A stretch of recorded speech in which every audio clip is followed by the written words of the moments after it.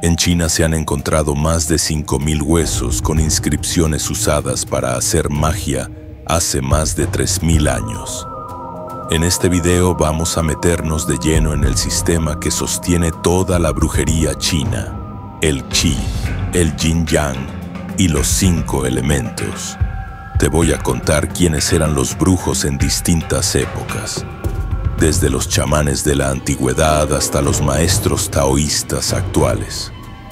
Vas a ver cómo se hace un talismán Fu, por qué se usa papel amarillo, tinta de cinabrio y qué significa que el brujo le sople al final. Vamos a hablar de espadas de madera que ahuyentan espíritus y de espejos que rebotan la energía negativa. También veremos rituales para recuperar el alma de un niño, hechizos de amor que invocan a tu pareja bajo la luna y técnicas para leer el futuro. Y sí, vamos a entrar en lo oscuro, maldiciones, brujería Gu y una receta que podía matar sin dejar rastro. Pero no te voy a decir cómo se hace. Además, te voy a mostrar qué puede pasarle a un brujo si lanza un hechizo sin protegerse bien. Y antes de cerrar, vamos a comparar dos figuras que parecen de mundos distintos: el dragón chino y la serpiente emplumada azteca. ¿Y si en realidad dicen lo mismo?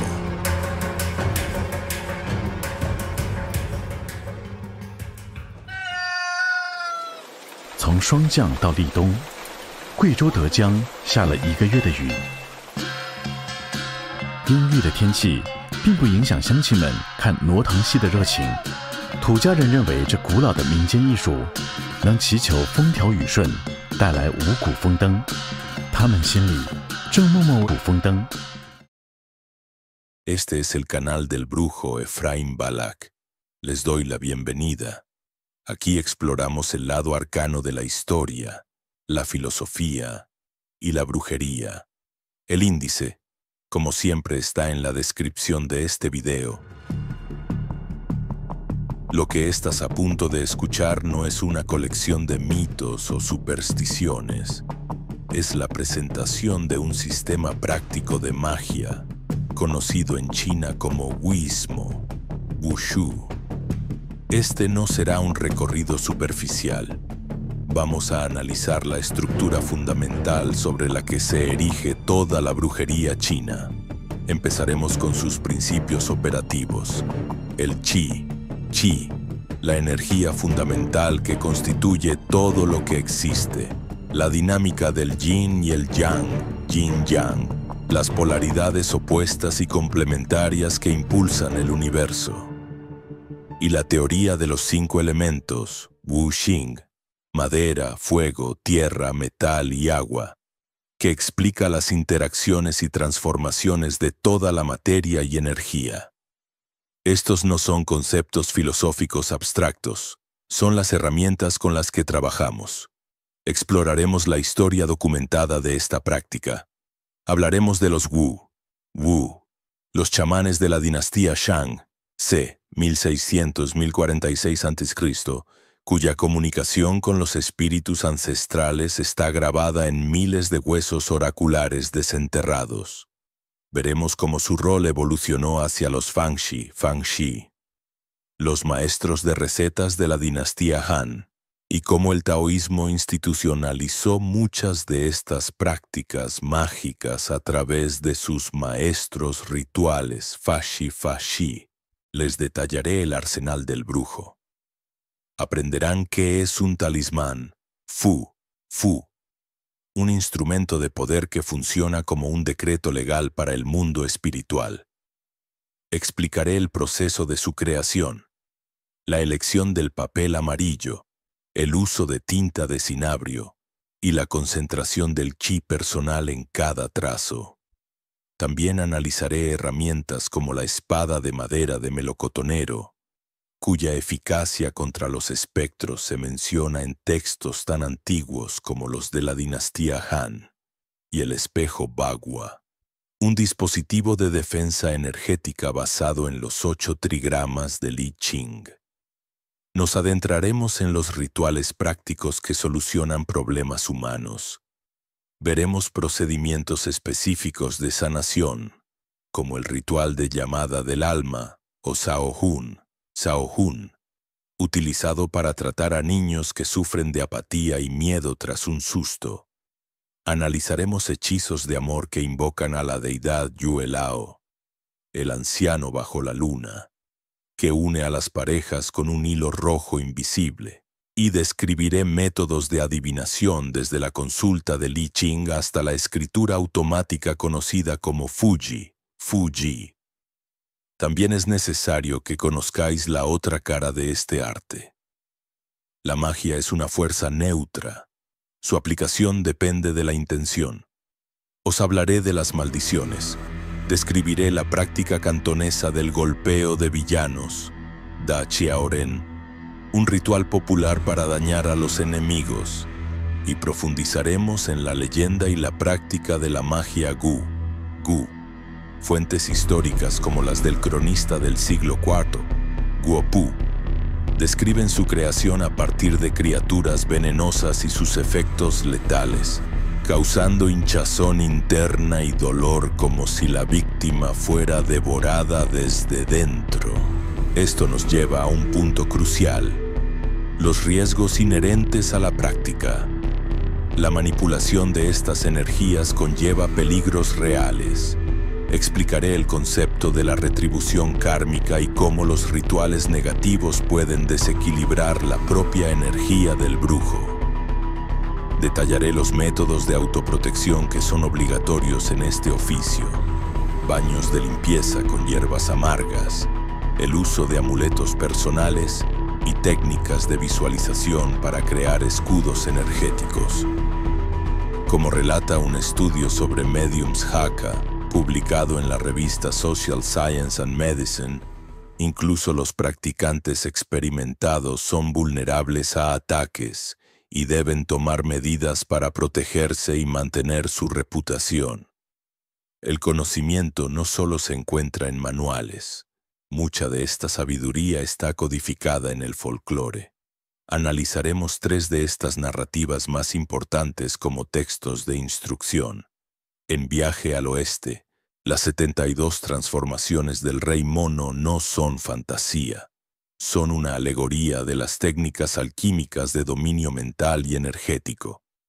En la leyenda de la serpiente blanca, el duelo entre la serpiente y el monje Fajai es una clase magistral sobre el enfrentamiento entre la magia taoísta y el poder del Dharma budista.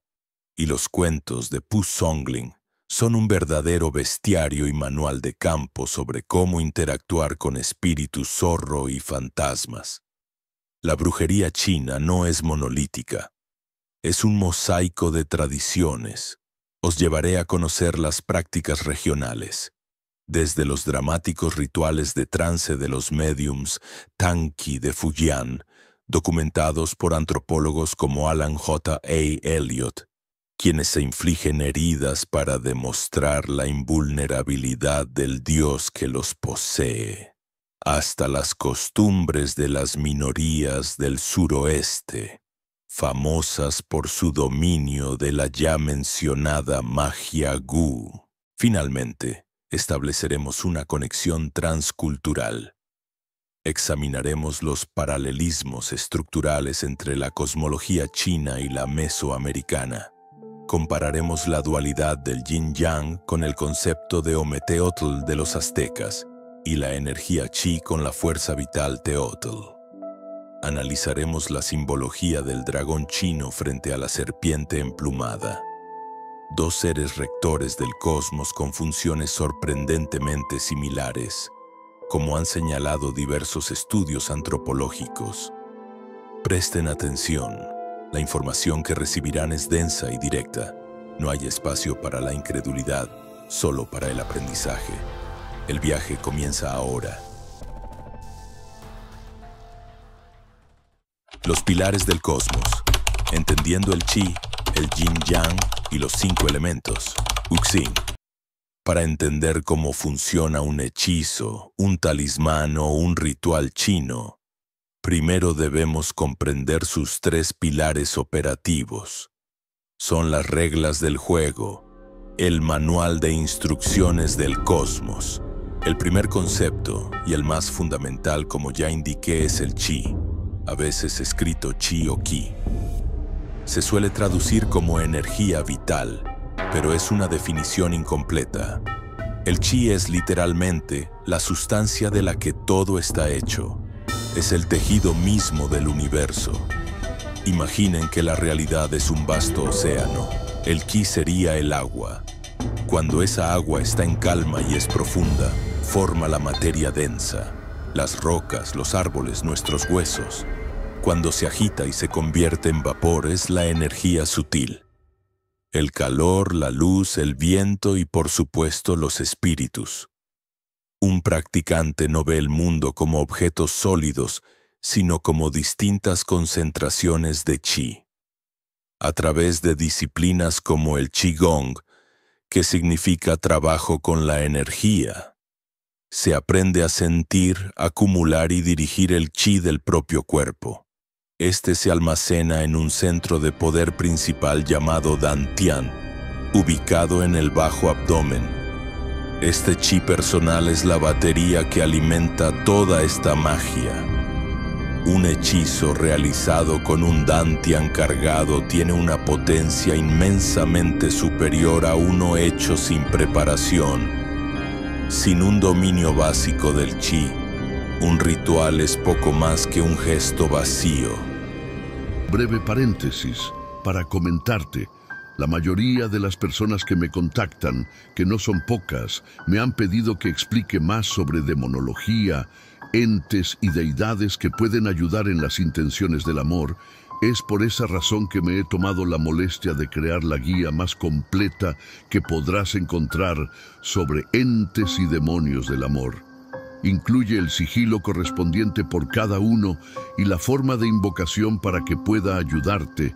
Es una guía muy completa. Este material lo dejo en un enlace en la descripción. Por otro lado, si te interesa profundizar más en la magia negra, tenemos un grupo privado donde está, por así decirlo, mi aquelarre de aprendices. Ahí conversamos y debatimos temas más profundos de la brujería. Las plazas son limitadas. El enlace también está en la descripción. Finalmente, si te interesa contactarme para algún trabajo de cualquier tipo, mi único correo es efraimbalak@gmail.com y mi única web es efraimbalak.org. No intenten comunicarse por otro medio. Gustoso les atenderé. Tengan en cuenta, por favor, que muchas personas intentan contactarse conmigo y a veces me resulta demoroso responder a todos, pero siempre lo hago. Para acabar, incluyo en la caja de descripción un regalo si están interesados en la magia negra y los hechizos de amor. Continuemos. Ahora bien, el chi no es uniforme. Se manifiesta en dos polaridades opuestas pero inseparables, yin y yang. Este es quizás el símbolo más conocido de la filosofía china, pero también el más malinterpretado. No se trata de una lucha entre el bien y el mal. El yin y el yang son las dos caras de la misma moneda, y se necesitan mutuamente para existir. El yang es actividad, luz, calor, expansión, lo masculino.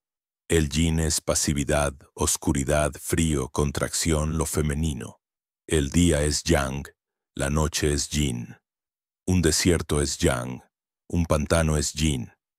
La brujería china es en gran medida el arte de restaurar el equilibrio entre estas dos fuerzas. Toda enfermedad, desgracia o presencia espiritual indeseada se considera un desequilibrio. Una casa donde se sienten presencias, por ejemplo, suele tener un exceso de energía yin. Es fría, húmeda, oscura y silenciosa.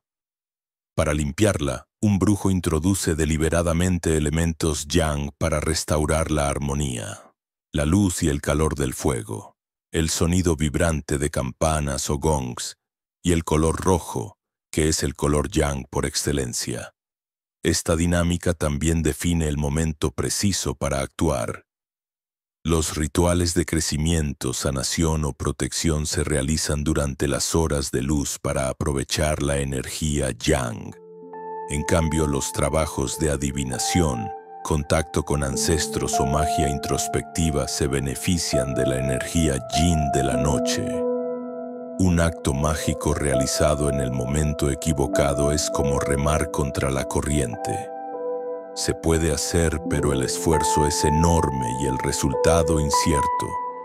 Si este lado práctico de la brujería, que va más allá de la teoría y se enfoca en resultados, es lo que te atrae. Te comento que en este canal estamos desarrollando contenido exclusivo para miembros. Ahí encontrarás rituales explicados paso a paso, técnicas de adivinación y consejos que puedes aplicar en tu día a día, incluso sin ser un practicante activo. Puedes ver más haciendo clic en el botón Unirme. El tercer pilar es el sistema de los 5 elementos, o más precisamente, las 5 fases. El Wuxing. Esto es fundamental, porque a diferencia de los 4 elementos estáticos de la tradición occidental, los 5 agentes chinos, madera, fuego, tierra, metal y agua, están en perpetuo movimiento e interacción. Son las 5 formas principales en las que el chi se transforma y actúa en el mundo. Su comprensión es lo que permite a un brujo diseñar rituales de una precisión asombrosa. Estas fases se rigen por 2 ciclos principales. El primero es el ciclo de generación, una secuencia de creación y apoyo. La madera alimenta al fuego. Las cenizas del fuego crean la tierra. La tierra genera metal en sus vetas. El metal, al enfriarse, atrae y condensa el agua, y el agua nutre a la madera. Este ciclo se usa para potenciar. Si quiero un hechizo para el éxito en un negocio, asociado a la madera por su crecimiento, realizaré el ritual usando velas, fuego, para alimentar y acelerar el resultado. El segundo, y quizás más importante para la magia de combate y defensa, es el ciclo de control. Este ciclo asegura que ninguna fuerza se desboque. El agua apaga al fuego. El fuego funde al metal, el metal corta la madera con sus raíces penetra y contiene a la tierra. Y la tierra, a su vez, canaliza y represa al agua. Este es el tablero de ajedrez del brujo. Recuerdo un caso en el que fui consultado por una serie de accidentes y conflictos violentos en un taller de forja. El lugar estaba cargado de una energía de fuego descontrolada, exacerbada por la propia naturaleza del trabajo y las emociones de los herreros. En lugar de confrontar esa energía con más fuerza, utilicé el ciclo de control. Aconsejé colocar grandes recipientes de cerámica, tierra, llenos de agua, en puntos estratégicos del taller. La tierra ayuda a absorber el exceso de fuego y el agua lo controla directamente. En pocos días, el ambiente se calmó. La aplicación de estos principios es tan real que incluso ha moldeado la historia. Cuando el usurpador Wang Mang fundó la efímera dinastía Qin en el año 9 d.C., justificó su golpe de estado en términos cósmicos. Proclamó que su dinastía operaba bajo el elemento tierra, el cual, según el ciclo de control, domina al elemento fuego de la dinastía Han, a la que había derrocado. Cambió los colores oficiales del imperio al amarillo, el color de la tierra, para alinear su gobierno con las leyes universales. Así, estos 3 conceptos, el chi como sustancia universal, el yin-yang como su polaridad dinámica y los 5 elementos como su patrón de transformación, constituyen el marco operativo de la brujería china. No son ideas para meditar, son herramientas para actuar. Dominar su interacción es lo que diferencia a un aficionado de un verdadero practicante, capaz de diagnosticar un problema y diseñar una solución energética precisa y efectiva. Con esta base establecida, ahora podemos explorar quiénes son las personas que, a lo largo de la historia, han empuñado este conocimiento. El puente entre mundos. El rol histórico y actual del brujo, chamán y maestro taoísta. ¿Quiénes son las personas que han manejado este conocimiento de magia china a lo largo de la historia? La imagen popular del brujo chino a menudo se limita a un anciano ermitaño en una montaña, o a un sacerdote con túnicas extravagantes. La realidad es mucho más rica y compleja. La función del practicante de magia en China ha cambiado de rostro con cada dinastía, a veces siendo parte del poder, otras veces perseguido por él. Pero su rol fundamental como puente entre el mundo humano y el mundo de los espíritus ha permanecido intacto. Si viajamos atrás en el tiempo, a la China de la Edad del Bronce durante la dinastía Shang, nos encontramos con la figura original, el Wu. Este término se traduce a menudo como chamán, y eran los principales intermediarios espirituales de la época. Su método de trabajo era el éxtasis. A través de danzas intensas, música de tambores y el consumo de bebidas fermentadas, los Wu entraban en trance para que su alma viajara al mundo espiritual o para permitir que un dios o un ancestro hablara a través de ellos. Esto no es una conjetura. La prueba material existe en los miles de huesos oraculares que los arqueólogos han desenterrado. Son caparazones de tortuga y omóplatos de buey en los que se inscribían preguntas sobre guerras, cosechas o la salud del rey. Los Wu los calentaban hasta que se agrietaban y luego interpretaban esas fisuras como respuestas directas de los espíritus. Un dato curioso es que muchos de estos Wu eran mujeres. Textos antiguos, como el diccionario Shuowen Jesi del siglo II, d.C., sugieren que a las mujeres se les consideraba naturalmente más aptas para la mediumnidad al estar alineadas con la energía yin, que es receptiva. Su contraparte masculina, el Shi, solía oficiar rituales más formales, sin necesidad de entrar en un trance de posesión. Con la llegada de la dinastía Han, hace unos 2200 años, el tablero de juego cambió por completo. El confucianismo, con su obsesión por el orden social y la jerarquía, empezó a desconfiar de estos practicantes autónomos. El poder de comunicarse con los cielos se reservó exclusivamente para el emperador, conocido como el Hijo del Cielo. A raíz de esto, la figura del brujo se dividió. Por un lado surgieron los Fangxi, que podemos traducir como maestros de métodos. Eran una especie de eruditos ocultistas que ofrecían a la corte servicios más refinados: alquimia para buscar la inmortalidad, astrología y la geomancia que hoy conocemos como Feng Shui. Por otro lado, la magia popular de los Wu fue empujada a los márgenes y calificada de culto ilícito. Realizar un ritual por cuenta propia podía ser considerado un acto de rebelión y castigado con la muerte. Esto creó una tensión que definiría la brujería china durante siglos. Una magia de élite, tolerada por el poder, y una magia del pueblo que sobrevivía en la clandestinidad de las aldeas. Es en este contexto rural donde el brujo se convirtió en una figura indispensable, un pilar de la comunidad.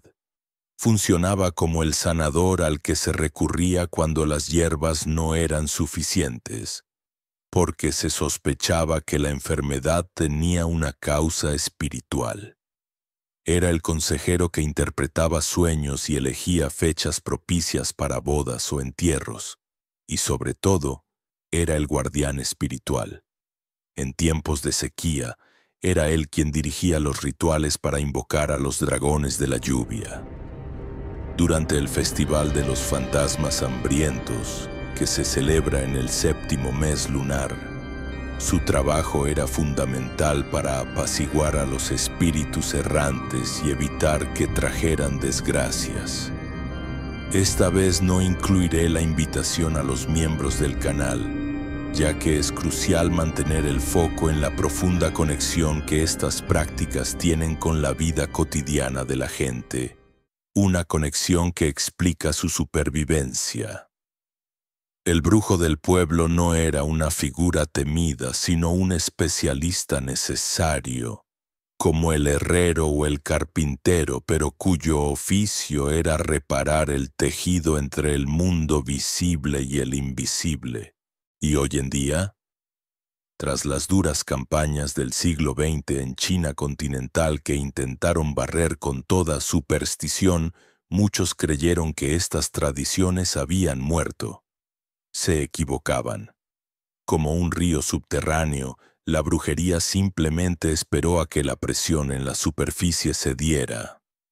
El antropólogo Stefan Feuchtwang documentó cómo a partir de los años 80, los templos populares se reconstruyeron y los rituales resurgieron con una fuerza asombrosa.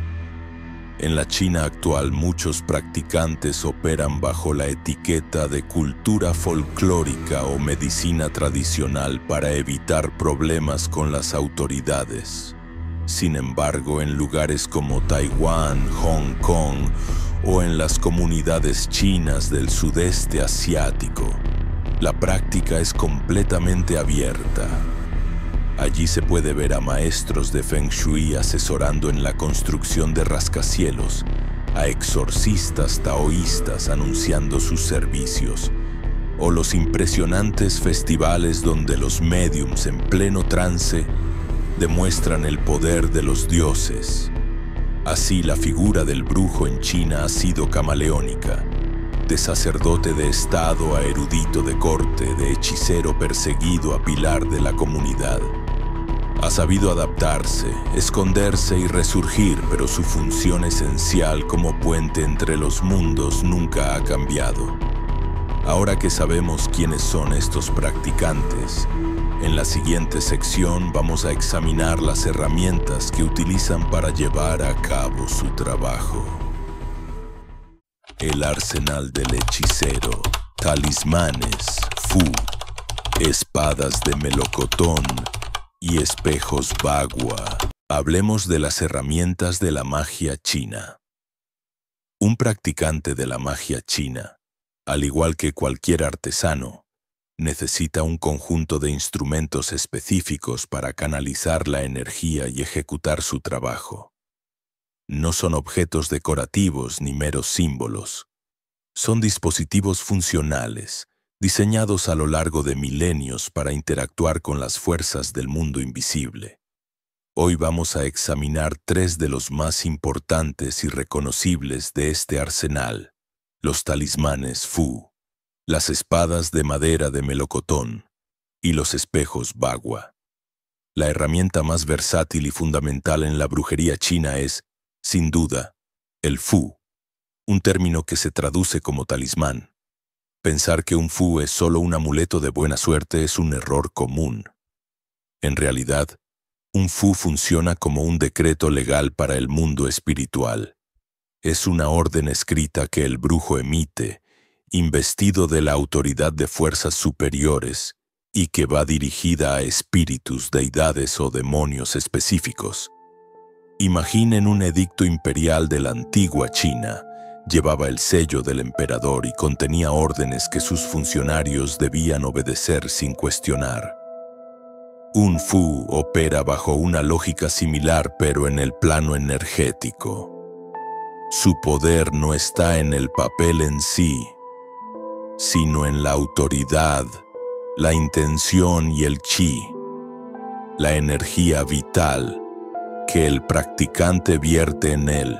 El proceso de creación de un fu es un ritual en sí mismo, y cada detalle tiene un porqué. Tradicionalmente se usa papel amarillo, ya que este color representa el elemento tierra.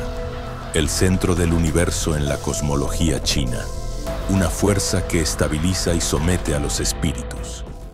La escritura se realiza con tinta roja, preparada a base de cinabrio, un mineral de sulfuro de mercurio. La elección del cinabrio es deliberada.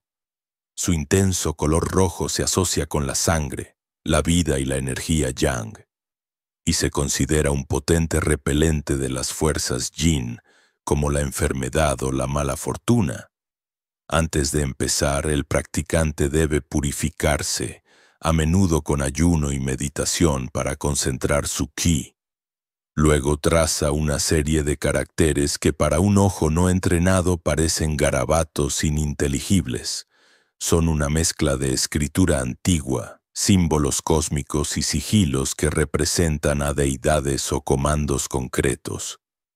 Un fu de exorcismo, por ejemplo, podría contener el nombre secreto de un general celestial, el sigilo del trueno y la orden explícita de suprimir o expulsar.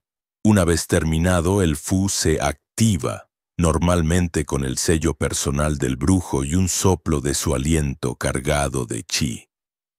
Sus usos son muy variados. Puede pegarse sobre la puerta de una casa para crear una barrera protectora. Puede ser quemado para que la petición ascienda al cielo con el humo. O, en una de sus aplicaciones más antiguas y potentes, puede quemarse y disolver sus cenizas en agua para que una persona las beba. Esto, que puede parecer extraño, es una forma de introducir el poder del talismán directamente en el sistema energético del cuerpo. Esta práctica está documentada en textos médicos de la dinastía Han, de hace más de 2000 años, donde se describe cómo curar posesiones y enfermedades causadas por brujería. La siguiente herramienta es un arma, pero no una diseñada para herir a los vivos. Me refiero a la espada de madera de melocotón. Desde la antigüedad, el melocotonero es considerado un árbol sagrado en China. Textos clásicos como el Feng Shui Tongyi, del siglo II d.C., narran una leyenda que explica su poder. En el mundo de los espíritus, hay un gigantesco melocotonero bajo el cual dos dioses, Shenshu y Yulu, juzgan a los demonios. Aquellos que han causado daño a los humanos son atados y arrojados a los tigres para que los devoren. Por esta razón, se cree que todos los espíritus malignos sienten un temor instintivo hacia la madera de este árbol. Es como un repelente natural para las entidades negativas. Por ello, la espada ritual de un exorcista taoísta no es de metal, sino de esta madera sagrada. No tiene un filo físico, sino un filo energético con el que se cortan lazos espirituales, se dispersa el chi negativo y se somete a los espíritus rebeldes. En un ritual, el brujo la blande para trazar sigilos protectores en el aire, para barrer energéticamente las esquinas de una habitación donde se estanca la energía yin, o para apuntar directamente a una presencia y ordenarle que se marche. A menudo estas espadas llevan inscritas los 7 sigilos de la Osa Mayor, lo que las convierte en espadas de 7 estrellas, o el nombre de una deidad protectora como Shonkui, el cazador de demonios. Su propósito no es destruir, sino restablecer el orden. Finalmente, tenemos el espejo Bagua. Es quizás el dispositivo de Feng Shui más famoso, pero su función es puramente mágica y defensiva. Se trata de un espejo usualmente redondo rodeado por un marco octogonal en el que están pintados los 8 trigramas de Lin Ching, las combinaciones de líneas que representan las fuerzas fundamentales de la naturaleza: cielo, tierra, trueno, viento, agua, fuego, montaña y lago. Su función es la de un escudo energético. Se coloca en el exterior de una casa, sobre la puerta principal o una ventana, siempre mirando hacia afuera. Su objetivo es interceptar y neutralizar el Sha Qi, o energía negativa. Esta energía dañina puede provenir de lo que el Feng Shui llama flechas envenenadas, la esquina afilada de un edificio vecino, un camino recto que apunta directamente a la casa, o la cercanía de un lugar con energía yin densa como un cementerio. El espejo funciona de dos maneras dependiendo de su forma. Un espejo cóncavo, que se curva hacia adentro, absorbe el Shaqi y lo neutraliza, como si lo tragara. Un espejo convexo que se curva hacia afuera es más activo. Refleja la energía negativa y la dispersa en múltiples direcciones. Su uso requiere más cuidado, ya que un practicante ético evita simplemente rebotar el problema a sus vecinos. Los 8 trigramas que lo rodean actúan como un campo de fuerza, un diagrama del orden universal que les recuerda a cualquier energía caótica cómo debe comportarse. Estas 3 herramientas son solo una pequeña muestra del vasto arsenal de un brujo chino. Cada una es un ejemplo de cómo una tradición milenaria ha perfeccionado métodos para interactuar con el mundo invisible. En las manos de un practicante entrenado, un trozo de papel se convierte en una orden, una rama de árbol en un arma de luz y un simple espejo en un escudo inexpugnable. Ahora que conocemos las herramientas, en la siguiente sección veremos cómo se aplican en los rituales que tocan los aspectos más humanos de la vida: la salud, el amor y la búsqueda de respuestas sobre el futuro. Magia para la vida, rituales de sanación, amor y adivinación. La brujería en su forma más pura es una disciplina de servicio. Su propósito es intervenir en la realidad para aliviar el sufrimiento, traer armonía y ofrecer claridad. Aquí es donde la teoría se convierte en un acto tangible de sanación, amor y conocimiento. Vamos a empezar con la salud. En la tradición china, el cuerpo y el espíritu son inseparables. Una enfermedad física a menudo tiene una raíz energética o espiritual. Uno de los diagnósticos más comunes en la brujería popular, especialmente en niños, es la Diu Hun, que se traduce como la pérdida del alma. La creencia es que los seres humanos tenemos múltiples aspectos anímicos, y en los niños, estas almas son más susceptibles de desprenderse tras un susto fuerte, una caída, un trueno, un encuentro con un animal. Cuando esto ocurre, el niño se vuelve apático, febril, llora constantemente y pierde el apetito. Los padres lo describen perfectamente. No es el mismo.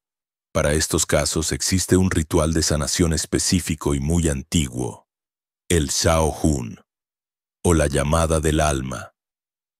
Es una ceremonia que en su simpleza esconde una gran profundidad. Se realiza generalmente al atardecer, en un espacio abierto cerca de la casa. El brujo toma una prenda del niño y coloca cerca un cuenco con su comida favorita. Entonces, con una voz suave y rítmica, empieza a llamar al alma por su nombre. Pequeña alma de nombre, regresa a casa. Tu madre te espera. Tu arroz dulce está caliente. La idea es que el alma, asustada y perdida, necesita ser llamada con afecto y atraída con la promesa de seguridad y consuelo. Mientras se recita, se agita una ramita de melocotonero sobre la prenda, usando su energía yang para atraer y proteger. Cuando se percibe un cambio sutil en el ambiente, un escalofrío, una brisa repentina, se sabe que el alma ha regresado. Por lo general, al día siguiente, el niño recupera su vitalidad. Este ritual es un ejemplo perfecto de cómo la brujería china combina la psicología, el simbolismo y una manipulación energética real. Pocas fuerzas son tan poderosas como el deseo de amar. Por eso, la magia de amor es una de las más solicitadas. Sin embargo, su enfoque en la tradición china es más sutil y ético que en otras culturas. No se trata de forzar la voluntad de otra persona, sino de armonizar las energías y despejar los obstáculos para que una conexión predestinada pueda manifestarse. La herramienta conceptual aquí es el hilo rojo del destino. Según el folclore, una deidad llamada Yue Lao, el anciano bajo la luna, es el encargado de unir a las almas gemelas. Desde su palacio lunar, ata un hilo de seda rojo invisible en los tobillos de aquellos destinados a estar juntos. Este hilo puede estirarse o enredarse, pero nunca romperse. El trabajo de un brujo es ayudar a desenredar ese hilo. Un ritual típico implica escribir los nombres de las dos personas en un talismán, atarlo con un hilo de seda rojo y quemarlo bajo la luna creciente, la fase lunar que favorece los nuevos comienzos. Durante el proceso se invoca a Yue Lao para que bendiga la unión y se usan ingredientes simbólicos como pétalos de flor de durazno, la flor del amor en China. Un practicante responsable siempre advertirá que no se puede fabricar un amor donde no hay una semilla de destino. Lo que se hace es nutrir esa semilla y quitarle las malas hierbas de encima. Tengo que recordarte que si necesitas contactarme por algún motivo, solamente tengo un correo y una web oficial. No hagas caso a ningún otro, por favor. Asimismo, ten en cuenta que la guía definitiva de los entes para el amor, el enlace a nuestro canal de aprendizaje y el regalo que les prometí está en la caja de descripción. Finalmente, está la necesidad humana de encontrar respuestas en medio de la incertidumbre. La adivinación es una rama esencial de la brujería.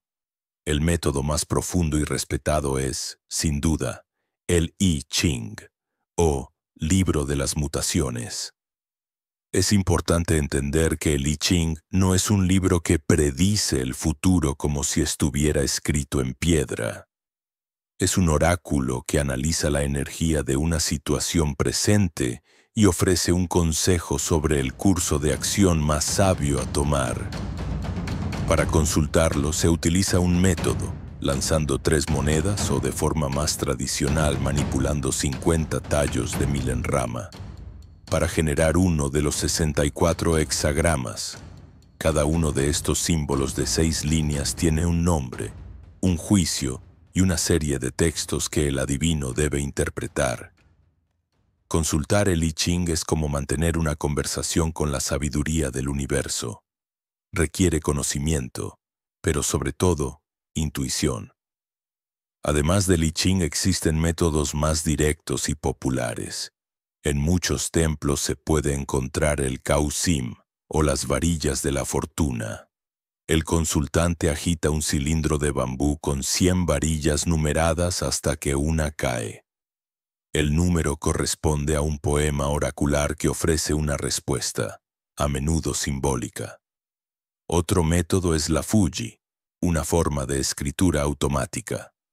Aquí, el brujo sostiene un puntero sobre una bandeja de arena y, entrando en un trance ligero, permite que una entidad guíe su mano para trazar caracteres que forman un mensaje. He investigado casos documentados de sesiones de Fuji donde se han recibido advertencias muy precisas. En uno de ellos, un espíritu advirtió a un comerciante que evitara el agua al caer el sol. El hombre canceló un viaje nocturno en barco que tenía planeado. Esa misma noche, un accidente grave ocurrió en el muelle. Para el comerciante no fue una coincidencia, fue una intervención que le salvó la vida. La sanación, el amor y la adivinación son las áreas donde la brujería se conecta de forma más directa y benévola con la vida humana. Son prácticas que buscan restaurar, unir y aclarar. Pero este arte, como toda fuerza poderosa, tiene también una cara más oscura. En la siguiente sección, nos adentraremos en esos senderos sombríos.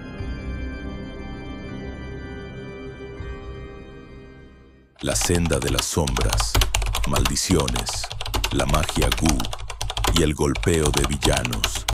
Sería un error muy grave y una omisión irresponsable por mi parte. Pretender que el único rostro de la brujería china es la que sana. Como toda fuerza poderosa, tiene una cara oscura. Un principio fundamental en muchas tradiciones es que la energía en sí misma es neutra.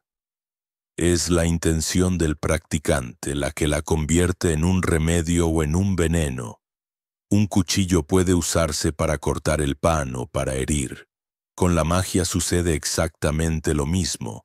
Un brujo que no entiende cómo se causa el daño tampoco comprende realmente cómo defenderse de él.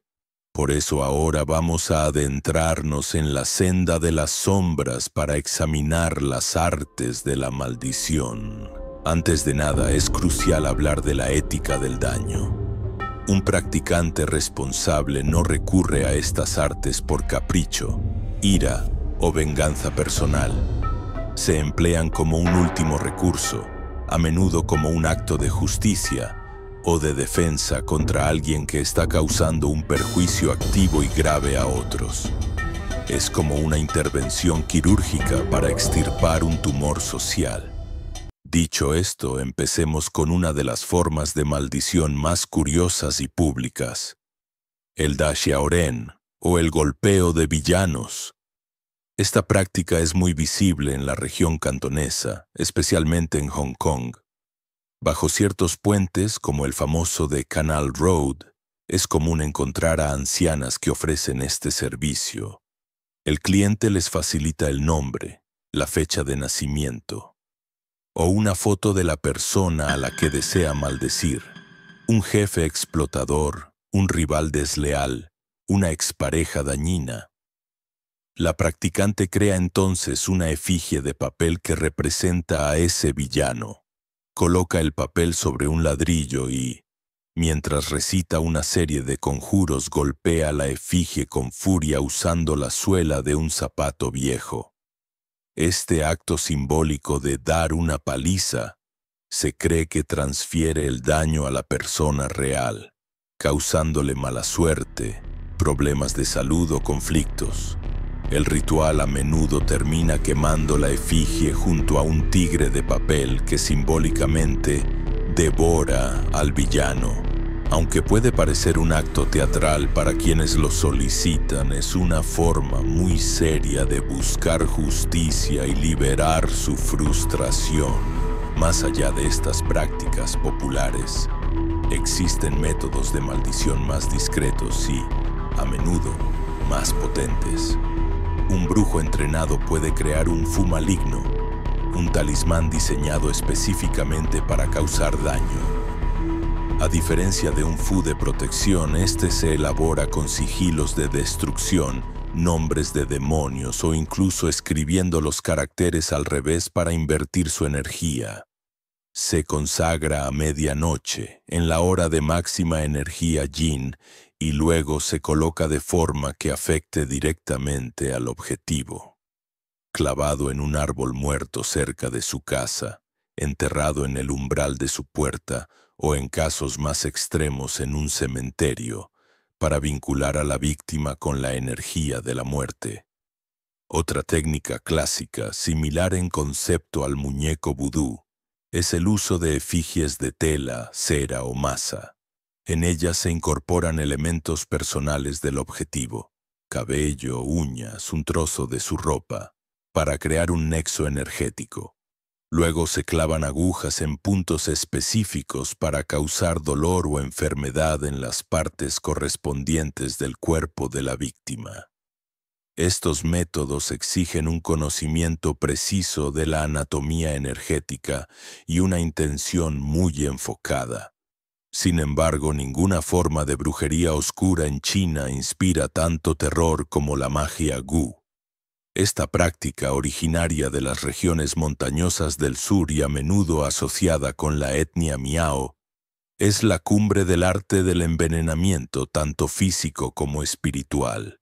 La palabra gu se refiere a un veneno legendario cuya creación, según describen textos antiguos, es un proceso macabro. El brujo reúne a las 5 criaturas venenosas, serpiente, 100 pies, escorpión, araña y sapo, y las encierra en un recipiente sellado. Dentro luchan y se devoran unas a otras hasta que solo una sobrevive. Esa criatura, habiendo absorbido el veneno y la esencia vital de las demás, se convierte en el gu madre, un ser portador de un veneno de una potencia extraordinaria. El brujo usa entonces partes de esta criatura para administrar el veneno, a menudo mezclándolo con la comida o bebida de la víctima. El cronista Guo Pu, en el siglo IV, ya describía sus efectos. El veneno gu es insípido e inodoro, y sus síntomas se manifiestan días o semanas después. La víctima sufre dolores agudos, una hinchazón progresiva y la sensación de que algo le roe por dentro. Es una muerte lenta y atroz, y se cree que el alma de la víctima queda esclavizada por el brujo. Una de las leyendas más famosas es la de la hechicera Miao, que administraba el gu a su amante para asegurar su fidelidad. Ella guardaba el único antídoto. Si el hombre regresaba antes de una fecha determinada, le daba la cura. Si no, el veneno lo consumiría sin remedio.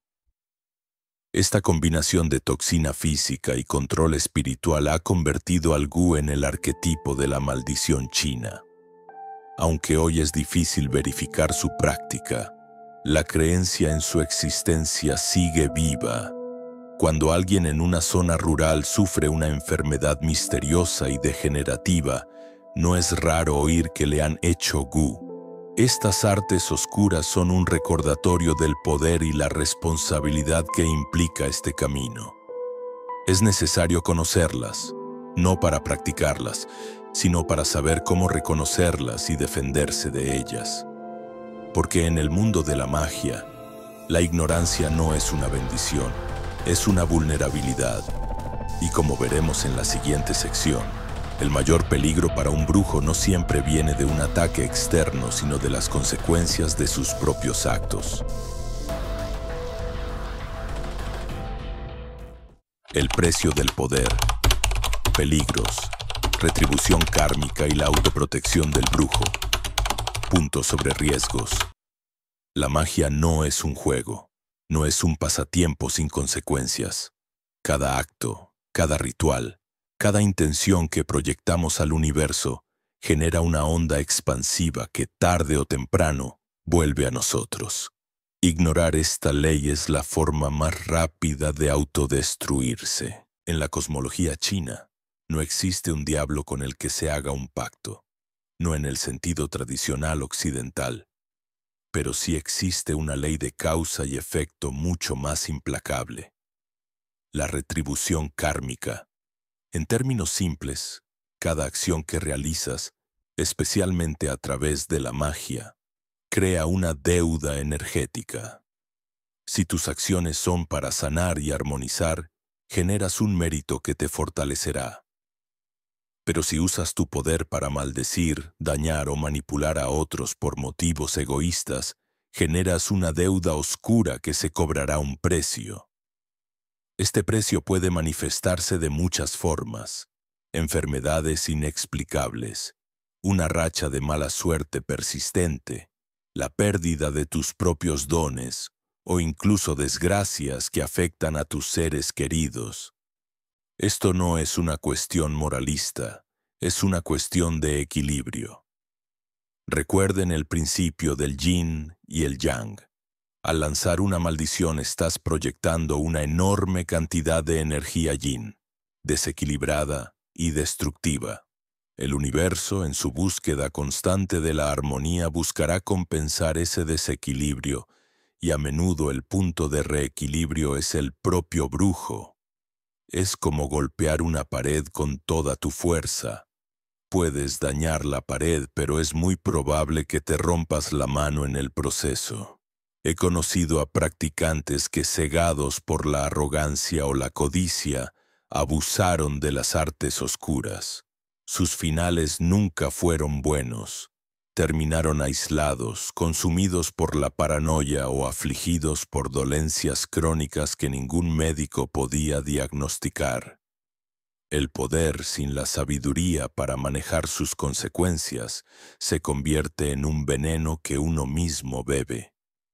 Más allá de las consecuencias de los propios actos, existen peligros externos que son inherentes a este oficio. Un brujo es en esencia un sanador que a menudo trabaja con la suciedad energética de los demás.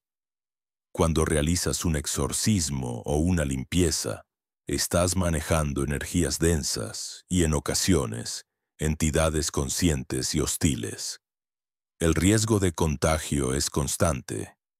Imaginen a un médico operando sin guantes. De la misma manera, un brujo que realiza un ritual sin la protección adecuada puede terminar contaminado. Recuerdo un caso en mis años de aprendizaje. Ayudé a mi maestro en la extracción de un espíritu que atormentaba a un hombre. Yo era joven, confiado, y omití uno de los pasos de protección personal que se me habían enseñado. Días después, caí enfermo con los mismos síntomas que había sufrido el paciente. Pesadillas, una fatiga extrema y una sensación de opresión en el pecho. Mi maestro, al verme, supo de inmediato lo que había ocurrido. El espíritu, al ser expulsado, se había adherido a mi aura, que era la más vulnerable en ese momento. Me costó semanas de intensos rituales de purificación personal poder liberarme de esa influencia. Fue una lección que jamás olvidé. La protección no es una opción, es una necesidad absoluta. Otro peligro es el ataque directo de otros practicantes. En un mundo donde existen las maldiciones, es lógico pensar que los brujos también pueden ser objetivos. La envidia profesional, las disputas por territorio o clientes, o simplemente la maldad, pueden llevar a que un brujo intente dañar a otro. Por eso, un practicante experimentado debe saber reconocer los síntomas de un ataque mágico y tener un arsenal de contrahechizos y defensas siempre listo. Entonces, ¿cómo se protege un brujo? La autoprotección es una disciplina diaria, una serie de hábitos que se integran en la vida del practicante. No se trata solo de un ritual que se hace de vez en cuando. Primero, está la purificación regular. Al menos una vez por semana es una práctica común tomar un baño ritual. Se prepara un baño caliente con hierbas amargas como el ajenjo, la ruda o las hojas de pomelo y se le añade un puñado de sal gruesa. Mientras te sumerges, visualizas cómo el agua arrastra y disuelve cualquier energía negativa o parásito astral que se haya podido adherir a tu aura. Segundo, el uso de amuletos personales. Todo brujo lleva consigo algún tipo de protección. Puede ser un pequeño talismán fu cosido en el forro de la ropa, una cuenta de jade que se cree que absorbe la negatividad, llegando incluso a agrietarse si recibe un ataque fuerte. O una bolsita de seda roja con ingredientes protectores como ajo, sal y un clavo de hierro. Tercero, la creación de un escudo energético a través de la visualización. Antes de cualquier ritual, o incluso cada mañana al despertar, el brujo dedica unos minutos a meditar y a construir mentalmente una esfera de luz dorada o blanca a su alrededor. Esta barrera invisible actúa como un primer filtro contra las influencias externas. Finalmente, existen técnicas específicas para rituales de alto riesgo. Durante un exorcismo, por ejemplo, es común llevar un pequeño espejo de bolsillo oculto sobre el pecho, con la cara reflectante hacia afuera. Se cree que si un espíritu intenta un ataque directo, verá su propia imagen reflejada y se retirará confundido. También se pueden trazar sigilos de protección temporales sobre la piel, usando jugo de jengibre o la propia saliva. Este conocimiento sobre los peligros y las defensas es lo que separa a un profesional de un aficionado imprudente. La revista Social Science and Medicine documentó el caso de Ahyuk Ye, una respetada médium hakka en Malasia, cuando sospechó que había sido víctima de brujería por parte de un rival. Buscó ayuda en secreto fuera de su comunidad. ¿Por qué? Para preservar su reputación de invulnerabilidad ante sus clientes. Este caso ilustra un punto clave. Un brujo debe proyectar fuerza y control, pero al mismo tiempo debe ser lo suficientemente humilde para reconocer su propia vulnerabilidad y tomar medidas para protegerse. El camino de la magia exige poder, pero aún más exige prudencia.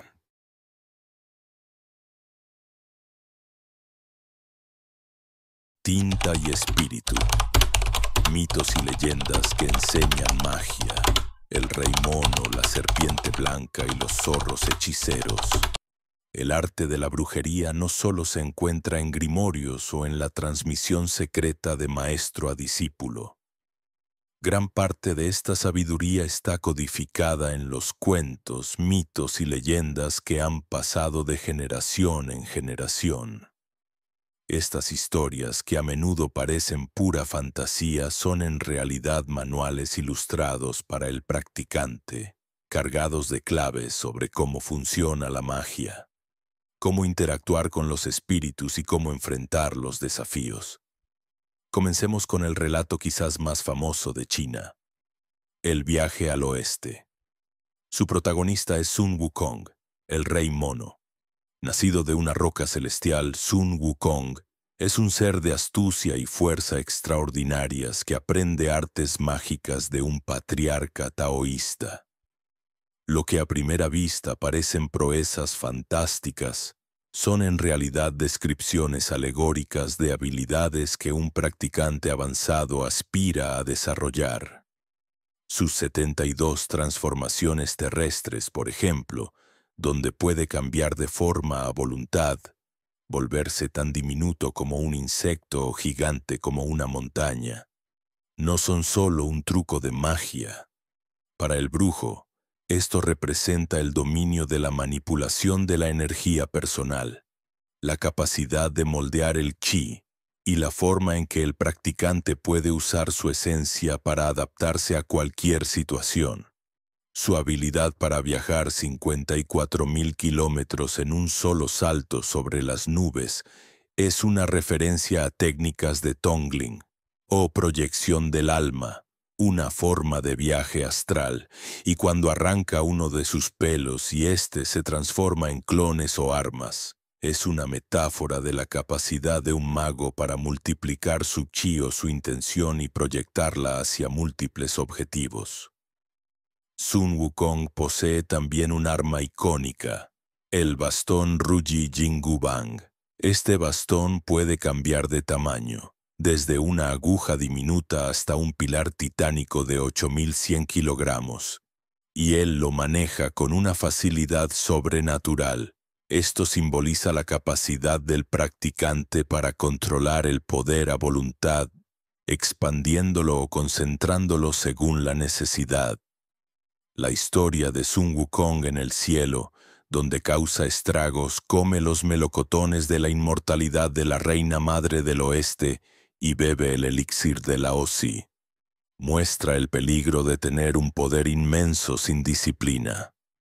Su posterior subjugación por Buda, quien lo atrapa en la palma de su mano, es una lección sobre la humildad y la necesidad de someter el ego para un verdadero desarrollo espiritual. El viaje al oeste se convierte entonces en un manual sobre cómo un mago debe usar su poder, no para el caos, sino para proteger y servir al monje Tripitaka en su búsqueda de escrituras sagradas. Cada demonio que Sun Wukong enfrenta es una metáfora de un vicio, un obstáculo o una energía negativa que el practicante debe superar. Ahora pasemos a la leyenda de la serpiente blanca, un relato de amor, sacrificio y consecuencias mágicas. La historia gira en torno a Bai Suchen, un espíritu de serpiente blanca que tras milenios de cultivo taoísta adquiere forma humana. Ella se enamora de Xuxian y se casan. Su conocimiento ancestral de hierbas y medicinas, adquirido durante su cultivo, les permite abrir una exitosa herboristería, ayudando a muchos enfermos. Aquí vemos la conexión directa entre la brujería y la sanación tradicional. El conflicto surge con Fahai, un monje budista que reconoce la verdadera naturaleza de Bai Suchen. Fahai, quien según la tradición es la reencarnación de un espíritu tortuga que odia a Bai Suchen desde antaño, manipula a Xuxian para que le dé a su esposa vino de realgar durante el festival del bote del dragón. El realgar es un mineral que, en el folclore, tiene la propiedad de revelar la verdadera forma de los espíritus. Bai Suchen, al beberlo, no puede mantener su forma humana y se transforma en una serpiente gigante, causando la muerte de Xuxian por el impacto. Desesperada, Bai Suchen roba una hierba mágica de la montaña Emei, superando a sus guardianes, y logra revivir a su esposo. Sin embargo, Fahai, convencido de que ella es una amenaza, secuestra a Xuxian y lo encierra en el templo Jinshan. Esto lleva a uno de los duelos mágicos más famosos. Bai Suchen, junto a su hermana, la serpiente verde Xiaoqing, ataca el templo. Ella invoca una inundación colosal, anegando el templo, pero Fahai resiste con sus poderes budistas. La batalla es épica, con rayos y olas gigantes, pero el embarazo de Bai Suchen la debilita, y ella comete un error grave. Su inundación causa víctimas inocentes. El cielo desaprueba esta violencia, y Bai Suchen es finalmente encarcelada bajo la pagoda Leifeng. Durante 20 años, Xiaoqing entrena y se fortalece para vengarse. Finalmente, el hijo de Bai Suchen, Xu Mengjiao, alcanza el éxito académico y su piedad filial conmueve a los cielos. Xiaoqing, ya poderosa, derrota a Fahai y la pagoda se derrumba liberando a Bai Suchen, quien finalmente puede reunirse con su familia y, en algunas versiones, asciende a la inmortalidad. Esta leyenda enseña varias lecciones cruciales para el practicante. El poder del amor, la existencia de duelos mágicos y sus consecuencias, y la inevitable retribución kármica por el uso irresponsable de la magia. También muestra cómo los mitos pueden ser reinterpretados a lo largo del tiempo, con la figura de Bai Suchen pasando de demonio a heroína trágica. No podemos hablar de la magia en los cuentos sin mencionar a los 8 inmortales, Baxian. Este grupo legendario de seres humanos que alcanzaron la inmortalidad son, para el practicante, arquetipos de la maestría espiritual. A diferencia de las deidades distantes, los inmortales vagan por el mundo, interactuando con los mortales y usando sus poderes para ayudar o para enseñar lecciones a menudo con un toque de picardía. Cada uno posee un objeto mágico particular. Lu Dongbin, por ejemplo, un noble que se convirtió en un taoísta errante, lleva una espada mágica que no extermina demonios y un batidor de cola de caballo, símbolo de limpiar la ilusión. Se cuenta que una vez derrotó a un demonio invisible usando su tercer ojo y lo atrapó en una calabaza. Una lección sobre cómo la percepción sutil es vital para un brujo. Luego está Iron Crutch Lee, el inmortal mendigo con una muleta de hierro y una calabaza medicinal, que supuestamente puede curar cualquier enfermedad. Una anécdota cuenta cómo, para castigar a un doctor arrogante, le dio una píldora que lo transformó temporalmente en una mula. Su poder, incluso en broma, subraya la necesidad de humildad. He Xianggu, la única mujer del grupo, sostiene una flor de loto y simboliza la pureza. Anxiangzi toca la flauta mágica y hace florecer árboles instantáneamente, mostrando el poder de la música y la resonancia. Estos relatos, y otros como los del corpulento Zhongli Quan, que puede revivir a los muertos con su abanico, o Cao Guoyu, patrón de actores, que espanta espíritus con sus castañuelas, inspiran al practicante a encontrar su propio objeto de poder y desarrollar su estilo único. La sabiduría que transmiten es que los dones mágicos son diversos y se manifiestan en todas las facetas de la vida.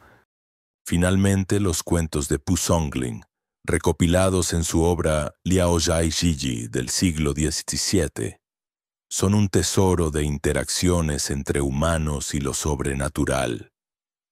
En estas narrativas vemos a los famosos Hulijing, espíritus de zorro capaces de transformarse en bellas mujeres o apuestos jóvenes. Algunos son benévolos, otros peligrosos depredadores de la energía vital. Sus historias son una guía para reconocer a estos seres y cómo lidiar con ellos. También hay relatos de fantasmas vengativos que buscan justicia, y de brujos que los ayudan a encontrar la paz o los someten. Pu Songling describe sacerdotes que utilizan nombres secretos para revelar la verdadera forma de un zorro, o brujas que transfieren espíritus a muñecos de paja, lo que nos recuerda las prácticas de magia gu. Estos cuentos no son solo entretenimiento, son estudios de caso, lecciones sobre ética mágica, sobre las consecuencias de las acciones y sobre cómo las fuerzas invisibles interactúan con el mundo humano. En esencia, estos cuentos y leyendas son el grimorio más accesible de la brujería china. En tiempos donde el estudio abierto de la magia era peligroso, estas lecciones se codificaron en fábulas, transmitiéndose de boca en boca. Para el brujo, leer estas historias no es solo entretenimiento, es un aprendizaje. Es entender que la osadía del rey mono, la determinación de la serpiente blanca o la sabiduría traviesa de los inmortales son modelos que se pueden emular en la propia práctica. En la siguiente sección, exploraremos cómo estas prácticas mágicas se adaptan y varían según las distintas regiones de China. Un mosaico de magia, tradiciones regionales vivas, los médiums de Fujian, la brujería cantonesa y las influencias del Tíbet. Un error muy común al estudiar la brujería de un lugar tan inmenso como China es asumirla como un bloque uniforme. Nada más lejos de la verdad. China es en muchos sentidos un continente en sí mismo, y su magia es un mosaico de tradiciones locales. Cada región, con su geografía, su historia y sus dialectos, ha dado a luz a una forma de brujería con un carácter único. Es como si el mismo río de la magia, al pasar por distintos terrenos, adquiriese diferentes colores y corrientes. Hoy vamos a viajar a 3 de estas regiones para entender esta fascinante diversidad. Comencemos este viaje en el sureste, en la provincia de Fujian y en la isla de Taiwán, cuna de la cultura Minnan. Aquí, la manifestación más visible y espectacular de la magia es el Tanqi, a veces llamado Yitong. Un Tanqi es un medium, un vehículo de los dioses. No es un erudito que pasa sus días estudiando textos antiguos, sino un practicante que durante los festivales y rituales entra en un profundo estado de trance para ser poseído por una deidad. Según la creencia local, estas personas nacen con una constitución espiritual particular, como si su vaso anímico no se hubiera llenado por completo, dejando un espacio para que un dios pueda entrar. He sido testigo de estas ceremonias, y son una experiencia que desafía cualquier explicación convencional. Al ritmo hipnótico de gongs y tambores, El tanqui comienza a convulsionar. Sus ojos se ponen en blanco y de repente su lenguaje corporal cambia por completo. Adopta la postura, los gestos y la presencia de la deidad que lo ha montado. Una vez que el dios ha tomado el control, el tanqui demuestra su poder a través de actos de mortificación física que dejarían a cualquiera atónito. Se perforan las mejillas o la lengua con largas agujas de acero.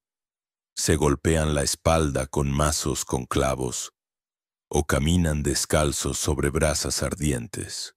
¿Por qué lo hacen? No es un espectáculo de feria.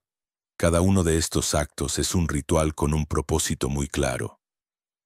Al mostrar que el cuerpo no sufre daño, demuestran que la deidad presente es invulnerable a las fuerzas del mal. Con esa autoridad divina proceden a realizar sanaciones y exorcismos. La sangre que a veces derraman se considera sagrada y se utiliza para consagrar talismanes dándoles una potencia excepcional.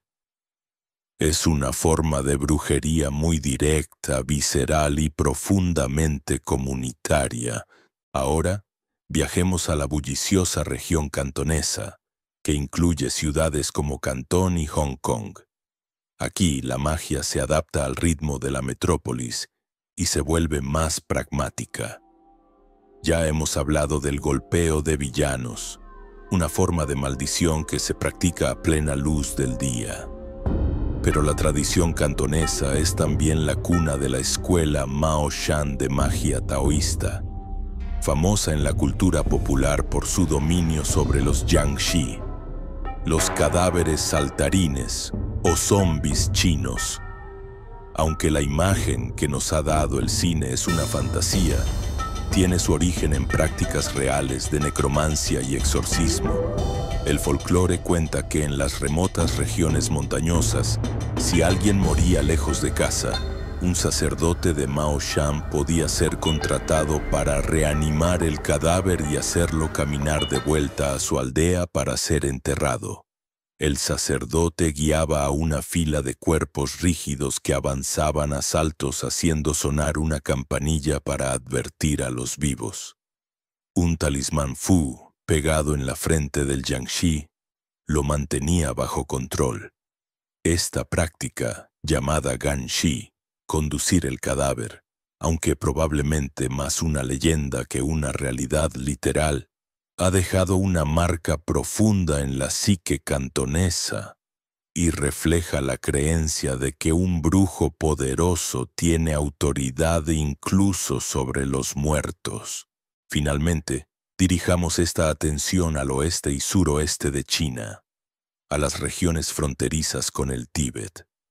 Aquí, la brujería china se fusiona con el budismo tántrico y las antiguas prácticas chamánicas del Bon.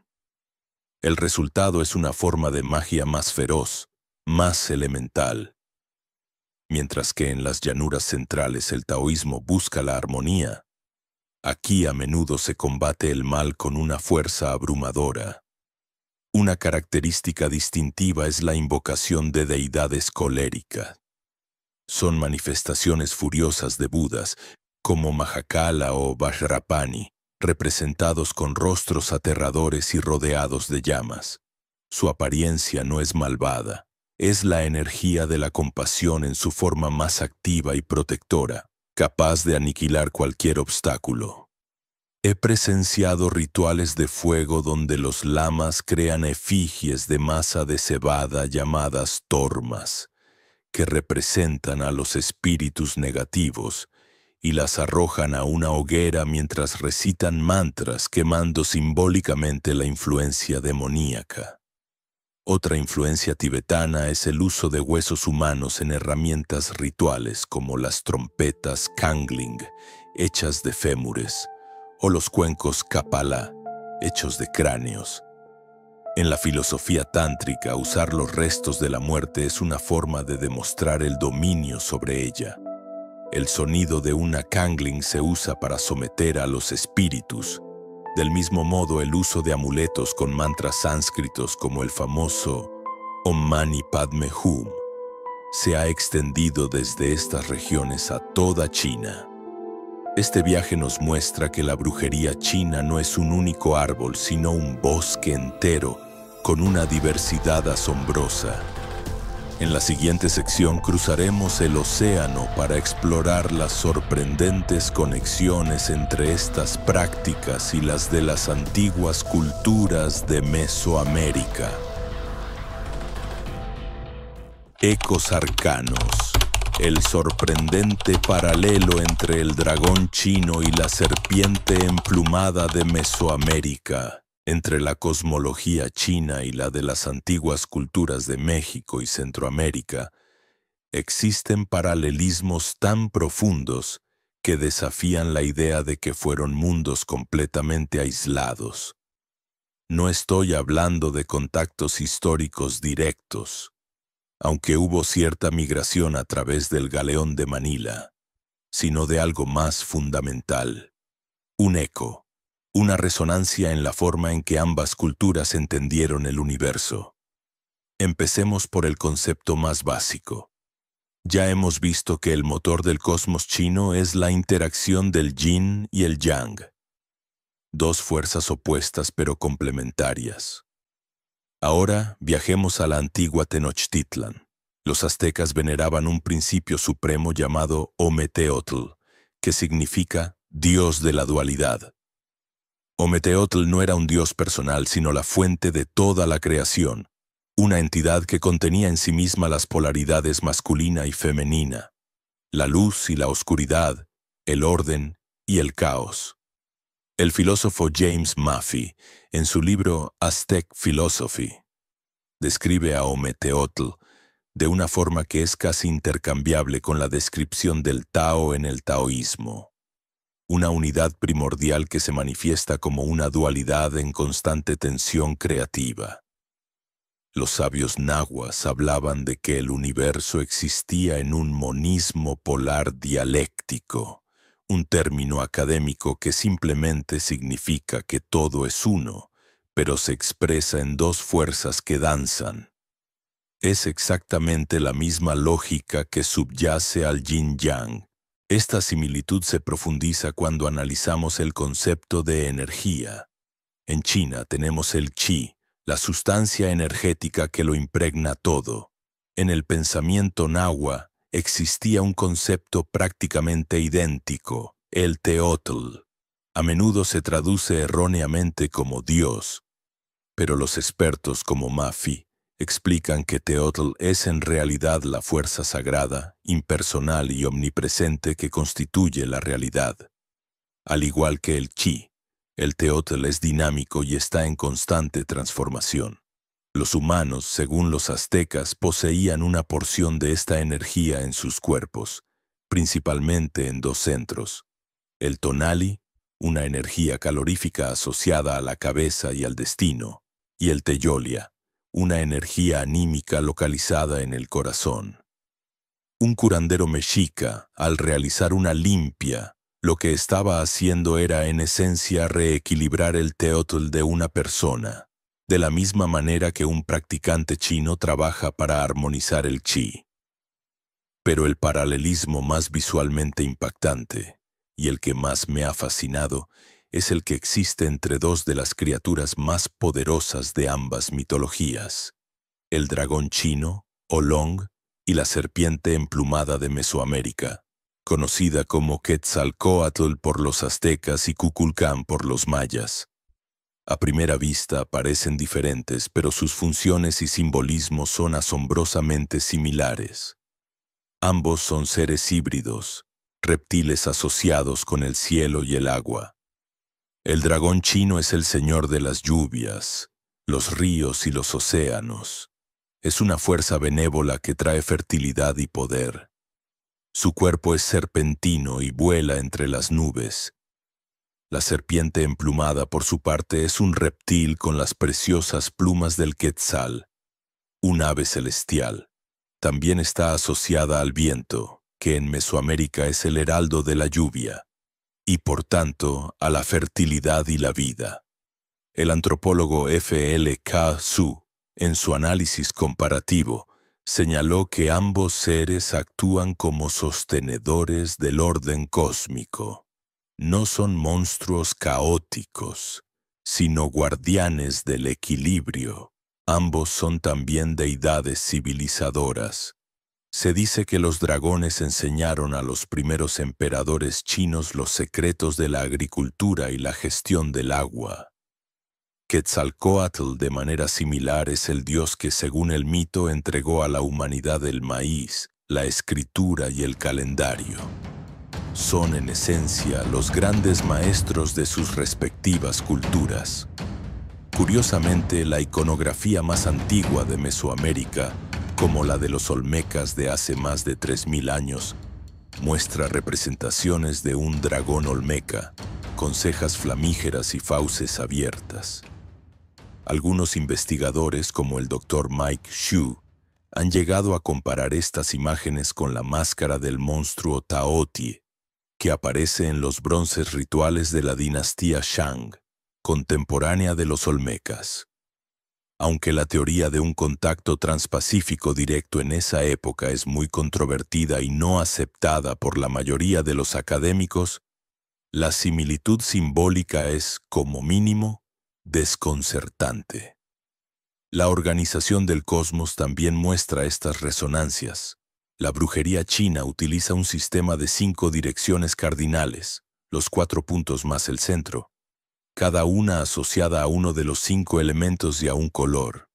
En Mesoamérica, los mayas y los aztecas concebían el universo con 4 rumbos cósmicos, cada uno asociado a un color, una deidad y un árbol sagrado.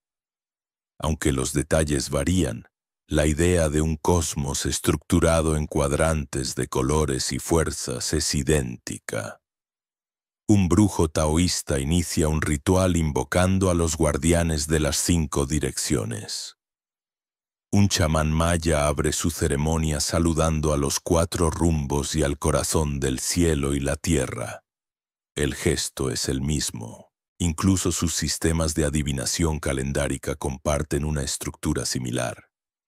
Los chinos desarrollaron un ciclo de 60 años basado en la combinación de 10 troncos celestes y 12 ramas terrestres. Los mesoamericanos tenían el Tonal Powali, un calendario ritual de 260 días que combinaba 20 signos con 13 numerales.